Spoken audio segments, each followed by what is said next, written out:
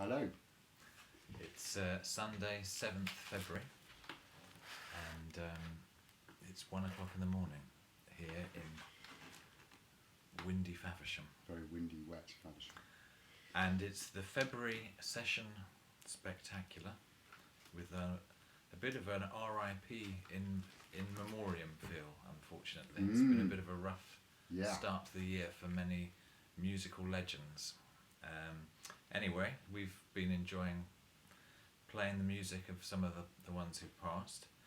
We kicked off tonight with David Bowie.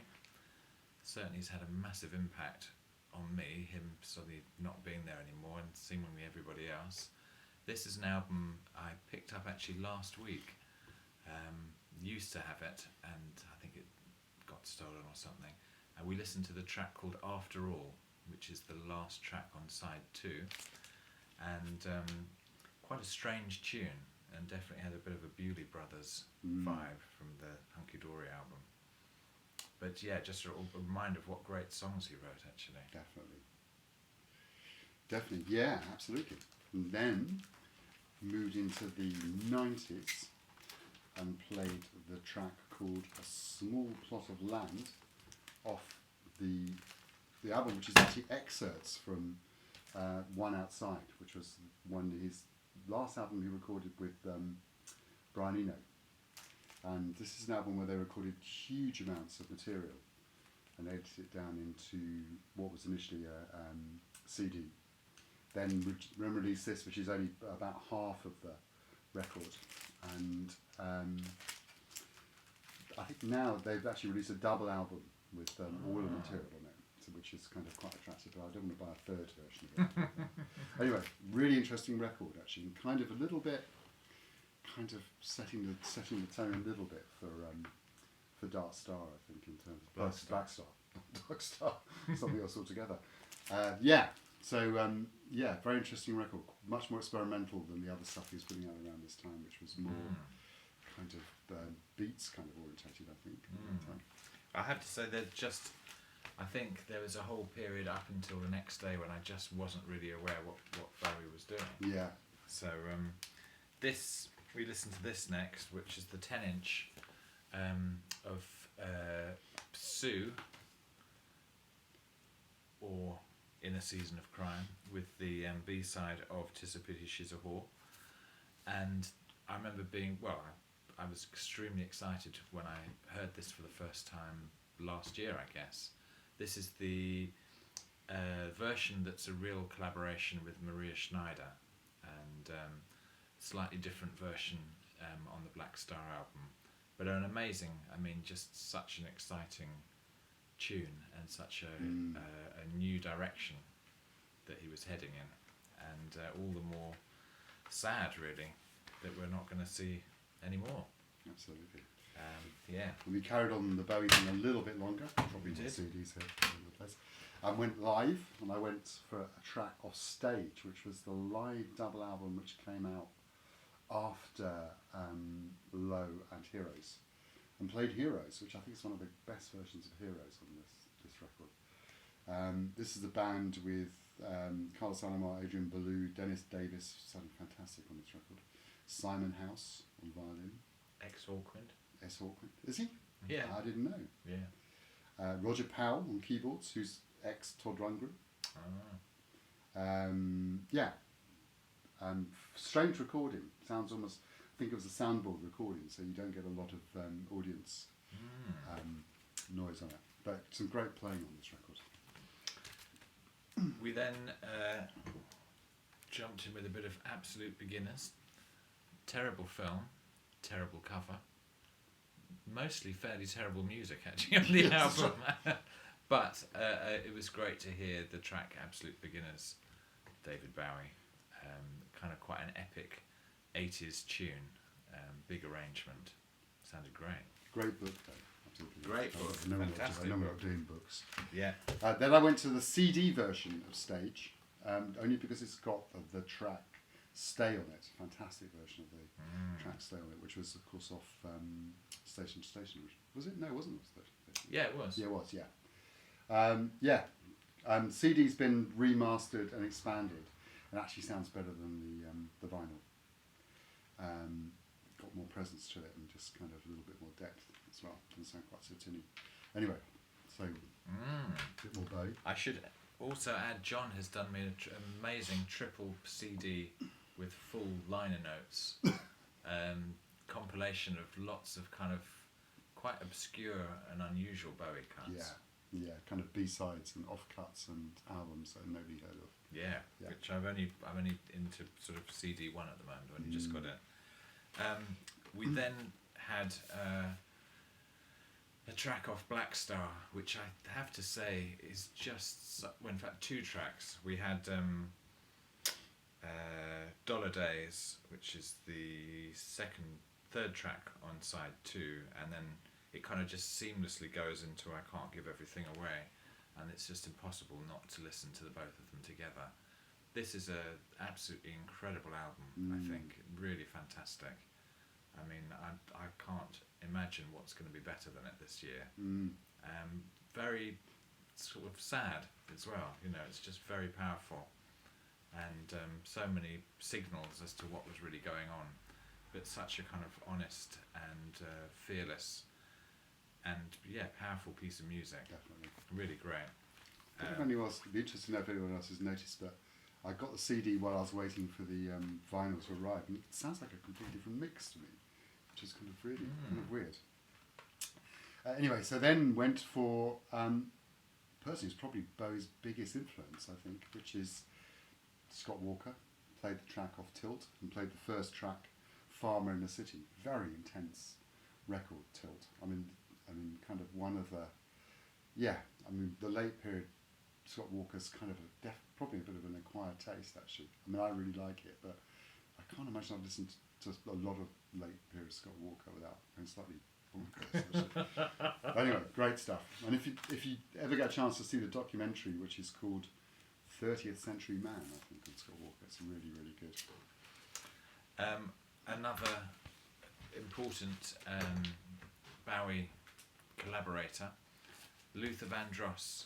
This is the album Luther, which is an album of Luther and 4 other singers, who I think were all the backing singers on Young Americans, and we listened to the track called Funky Music Is a Part of Me, which is basically the original version of what became Fascination on the Young Americans album. And as we were listening, John was telling me about a great book actually that's come out. Yeah, which is called Rebel, and it's by somebody, I can't remember their name. Really interesting. If you go to, there's a blog called Bowie Songs, which is just completely deconstructs all of his songs. And there's a book which came out, I think, last year, first volume, which goes up to Station to Station. Just everything you want to know about Bowie, really. But apparently Luther Vandross played a very major role in Young Americans. Yeah, did a lot of the arrangements. Yeah, as well as obviously co-writing Fascination. Yeah, kind of gave us a little bit of light relief actually. We were going down a bit of a dark hole. Well, the dark hole. I think it's Scott Walker going down a dark hole. And then something which wasn't really meant to connect up, which did connect up with, which is Mary McCreary. And I heard about this record, and it's a record called Jezebel. And I heard about this record because Erykah Badu said this was one of her favourite records, and played the track off this called Brother. And it turns out it's got Andy Newmark on it, who's of course on Young Americans, and also on that Luther album. And is actually the engineer is Tony Visconti, which I didn't even notice actually. Anyway, this is she was married to Leon Russell for a while, and recorded their wedding album together with Leon Russell. This is a great record, actually. It's a really nice record. It's actually got a real rarity, which is an authentic reggae track. On an American album. On an American album, which doesn't often happen, actually. Kind of soul, slightly crossed with, I guess, kind of country R&B kind of sound on it as well, a little bit. Interesting record. Horrible, weird cover. Very strange cover. But Erykah likes it, and so do I. So. Erykah also likes this album, Loose Ends, Look How Long. This is basically when Loose Ends had pretty much just become Carl McIntosh. She has done a couple of great mixtapes on Mixcloud that I highly recommend, and the most recent one had the track Don't You Ever Try to Change Me off this album, which is a really great slice of early 90s UK street soul. Sounded fantastic. So we suddenly found ourselves in kind of 80s, 90s land, and had to have Ghetto Heaven by the Family Stand with me, and this is the version that was remixed by Jazzy B and Nelly Hooper, who were stalwarts of the funky dread scene in the UK. Original record's great, remixes sounded good as well. Sounded very good. Yeah, I don't know what else they did actually, Family Stand. They did a couple of albums. Did they? I saw them actually. Yeah. The Jazz Cafe. Are they good? Pretty good. Yeah. Staying with that sort of early 90s UK sort of street soul. I don't really like the word acid jazz, but I guess it got sort of in that mix. The band The Young Disciples, which was a three-piece with Carleen Anderson, who was Vicky Anderson, who was one of the JB's family singers, and Marco Nelson and Femi somewhere or other. Anyway, they made a fantastic album called Road to Freedom, which is definitely one of the best UK soul albums, I think, by far. We listened to the track Move On. Thinking of stuff that was played in clubs around the same time, Gwen Guthrie, who's an American singer who sang on a couple of Quincy Jones records, I think, didn't she? Actually. This was recorded with Sly and Robbie down in Compass Point in the Bahamas, and kind of typical kind of Sly and Robbie sound, where they started to cross over into soul and R&B as well as doing reggae. Played the track It Should Have Been You. Mark pointed out there's some great remixes by Larry Levan. Yeah. Stuff are epic, kind of 10-minute numbers. Yeah. And Larry Levan and this guy who remixed this next track, Francis Kevorkian, we listened to a fantastic mix of D-Train's You're the One for Me. This is just a 12-inch I picked up in a strange little shop around the corner for a couple of quid. I've got the original You're the One for Me, but this was actually on the B-side of a track called Keep On. I just remember hearing this in, I think it was 1982, and playing it, in fact, playing it when I was DJing, and just remember it just sounded so futuristic.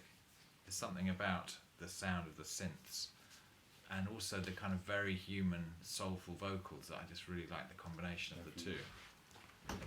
Definitely, because the man behind D-Train was Hubert Eves, who was the third, who was jazzer, played with Gary Bartz and all kinds of people in the 70s. Singing around the same time again, went for, I think I might have played this before actually in a session, but went for The Family, which was one of the Paisley Park kind of spin-off groups from when they were very, very active and they had The Time and all kinds of other people. This was built around can't remember who actually, what's her name, Susanna, whatever it is, can't remember. Great album, sounds really, really good. They were actually a proper band, The Family, as well as being, they weren't just a creation of Prince in the studio. And I played the track which is called Susanna's Pyjamas. Amazingly funky arrangement. Very funky arrangement. Incredible playing. This album you can find anywhere for tiny amounts of money, and it's definitely worth picking up. Absolutely. It's a really, really good one. We then had our traditional first break for a slice of sheep's cheese. That's right. Which had a particularly parmesan-y tang to it this time. And we returned... Italian sheep, obviously. Italian sheep. We returned, special shout out to Doug in Canada, who I'm sure is very familiar with this album. Horace Andy's Dancehall Style on the Wackies label, and we listened to the track Money Money. Now this is a great album that sort of fuses great sort of songs and vocals, but with very, very kind of spacey, dubby, space echo stuff going on all over the place. Great album. Dancehall style. Horace Andy, obviously, many people know him best for his collaborations with Massive Attack. It's actually on Wackies. It's actually on Wackies. Yeah. There it is. A lot of their stuff's really good, actually. Yeah. I then chucked in Jacob Miller's Baby I Love You So, which is on a limited edition 45 12-inch from Ireland with King Tubby Meets the Rockers Uptown. What an amazing great two tunes chunk those are. Two amazing tunes, actually. Absolutely. Absolutely classic. Not much to look at here. White generic No, cover with very, some scribble. very boring to look at. Generic cover with scribble. Yes. From, I can't remember where I bought this. Probably. Rough Trade. No, Daddy Cool. Probably Daddy Cool. Doug Vendel. Doug Vendel. So that has such a strong drum, bass and drum vibe. I couldn't help but suddenly be drawn back into the 80s again. With this track, I don't know how many of you know this, but if you don't know it, you need to know it. It's another amazing slab of UK sort of street jazz soul. Misha Paris. What's the track called? It's called I Should Have Known Better. Produced by Omar. I think there's I think Max Beasley's on here as well. This is when, fantastic tune. Very good. Really beautiful tune. A great pleasure taking Misha and Omar and Shauna Scoffrey on tour of South Africa back in 2005. Then we had us had a break, I think. No, maybe we didn't. No, we didn't. You went totally off the cuff. Off the cuff. Mark, when Mark played the Sue limited edition 10-inch earlier on, mentioned Maria Scheneider, and I've been a big fan of Maria Scheneider for a long time. She has a orchestra, come big band in the States with some fantastic musicians on. I've seen her a few times.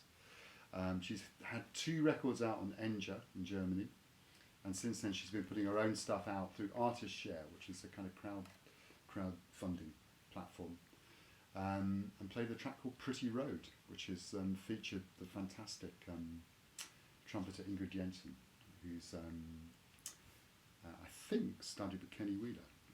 And also the same sax player that's on the Bowie album. We've got Donny McCaslin, who's on the Bowie album. We've also got Ben Monder, the guitarist, who's also on the Bowie album on here as well. And obviously she collaborated on Sue. Anyway, highly recommend Maria Schneider's records. Really classy. Who was an apprentice. Apprentice to Gil Evans. Now, we're going to fess up. We're going to fess up. We did actually listen to the entire track, Orange was the colour of her dress, on this album, which is great. Gil Evans live at the Public Theatre, Very good record. Volume 2, New York. Both commenting on how incredible the trombone work was from George Lewis. It just seemed to be so quick. It seemed to be almost almost like, how the hell does he do it? It was only after listening to the entire 9-minute 35 track that we did notice we'd actually been listening to it on 45. So anyone who thinks we know anything about anything, just they can just forget it. Yeah, I mean he's got great technique, George, but not quite like us. Okay, so we did fess up. I don't know what the connection really was. Kind of, I suppose, thinking about kind of large bands. They went for the theme from the Anderson tapes from Quincy Jones' Smack Water Jack, which was, I think, 1970. Yeah, it came out. Kind of nice record. There's always a couple of tracks on these Quincy albums where he kind of has singing bass players and things like that on them, which are never really like. Or he also sings himself on what's going on, which is not great. But the Anderson Tapes is a great track with Milt Jackson and Freddie Hubbard and various other people on there as well. Now another shout out to Roger Coleman, who showed this in his last video, which is the Mo-Fi mastered, new version of Bitches Brew. It's so heavy. It's like kind of very heavyweight vinyl and very heavy cardboard sleeve, but a fantastic pressing of an amazing album that I got when I was 12, and my copy definitely needed. I needed a new copy. It sounds really great. I'm hearing things that I've never heard before. And we listened to Miles Runs the Voodoo Down. Absolute classic album. Classic album. It did sound good. Yeah. Thinking of Chick Corea and that kind of, he plays very aggressively on the Miles records this time. Slightly less aggressive, but it's nevertheless a really nice record. It's Joe Farrell's Outback. I think it's the second session running I've showed a Joe Farrell record. Just to stress that his records on CTI are completely unlike anything else on CTI really. And this one features Elvin Jones, Chick Corea, Buster Williams and Ayers on it. And it's a great record, actually, really nice record. This one and Moon Germs, which was the one that came out of it, are both kind of in a kind of very non-CTI kind of place, I think. Yeah. Wouldn't have thought that was a CTI record. Yeah. Really underrated Joe Farrell, I think. I got woken up at 9 o'clock by the postman this morning, delivering a copy of Herbie Hancock's Mwandishi, which was the last of the sort of trio of Mwandishi records that I didn't have. I have to say this is probably my favourite. I've been listening to the CD of this in the car. Buster Williams was the connection. He's the bass player. He's known as somebody else on here. Everyone's known as somebody else. Everybody's Makazashi or something. But we'll be listening to the track. That's a terrible pronunciation, sorry folks. We listen to the track You'll Know When You Get There, which for me sounded like very much in the kind of butterfly direction of how Herbie can take his electric music. Yeah, fantastic record for anyone who doesn't know this. I have to say, not the best pressing. This is a Warner Jazz pressing. Really not over impressed. So I would seek out something a little bit earlier, or indeed a CD, possibly. I got a Billy Cobham in that. Tried to upgrade with new pressing. It sounded worse than the old one. So. Keeping in that same kind of Mwandishi spiritual jazz, slightly electric kind of vibe, they went into Norman Connor's Dance of Magic and played the track called Blue, which is written by Stanley Clarke and features Stanley Clarke very prominently on Very it, actually, nice. playing acoustic bass. Also features Herbie Hancock again, Carlos Garnett, Gary Bartz, Eddie Henderson, Cecil McBee, Al Mouzon, Billy Hart, all kinds of people. So very much in that same kind of. And sort of somehow there is a melodic bass connection. I felt Yeah, they're both quite melodic bass driven. Yeah. And we played that one at the right speed as well. We did, yeah. We were completely back on the right speed. Someone has shown this. I can't remember who it was, but I ended up picking it up. It's De Prepo Jorge Lopez Ruiz V, first bass, an Argentinian bassist, and his band. Again, very sort of influenced by that early 70s electric jazz flavour, but also, as John pointed out, there's a little bit of the kind of Hermeto Pascual kind of flavour in there as well. Yeah, it sounded nice. Very good. Nice, melodic, interesting electric music. And it's reissued on What Music, I think, isn't it? Which is a good reissue label. It actually. is. Yeah. Then we did have a break, I think. We must have had a break. Then we did somebody else who's just passed, which is Paul Kantner from Jefferson Airplane, Jefferson Starship, etc. Played the track You, Me and Punil off After Bathing at Baxter's, which I think was their third record. I can't quite remember. It might be their third. It was their third. Kind of psychedelic fun, really, and a great songwriter, I think. I was particularly enjoying the track that came after the one we listened to. Well, it all sequences together on this. Yes. Yeah, that's right. Yeah. So goodbye, Paul Kantner. Yeah, and unfortunately also goodbye Maurice White from Earth, Wind and Fire. Which is a big loss. Another big loss. They just keep coming, unfortunately. Yes, well, we listened to a few tracks that had a Maurice White connection, but this was You Can't Hide Love, which is a fantastic studio track. This album actually is a double 3 sides are live and there's 1 studio side. Everything's great, Yeah. but You Can't Hide Love is an amazing song, also a fantastic version that Creative Source do of this tune as well. It's been sampled a lot, I think. It's been sampled a lot, yeah. Not forgetting that before he became leader of Earth, Wind & Fire, Maurice White was a drummer. He played with the Ramsey Lewis trio with Cleveland Eaton, wasn't it, on bass, and this record also features the wonderful Phil Upchurch on guitar. Whole string of Ramsey Lewis records on Cadet, produced by Charles Stepney, and this was produced by Ramsey Lewis, actually, wasn't it? Produced by Charles Stepney. And played the track called Bold and Black off here, which is a kind of funky, typical Ramsey Lewis track with some very nice drumming from Maurice. And Richard Williams, the British journalist, on his blog has actually just mentioned that Maurice White actually played with John Coltrane, stood in for Elvin Jones in John Coltrane's band, which is something I never knew. And also was clearly quite influenced by Sun Ra. Yeah. Well, which makes sense. The Chicago scene. Yes. Another Ramsey Lewis album. This is an old classic. We haven't really used to listen to it when I lived back in London. It's a classic rare groove tune called Brasilica, which is actually written by Maurice White, Produced by Maurice White. and Charles Stepney. Yeah. Great, really great stuff. Well worth searching out. Fantastic. Actually, possibly Wurlitzer playing, we thought, maybe rather than the Rhodes on this. It's a total bit of trivia. I've never seen a copy of this record without a promo strip on the front of it. My copy's got one, so There you go. somebody will, I'm sure, show one now. Not sure what the connection was. Oh, I think it might have been the drummer, actually.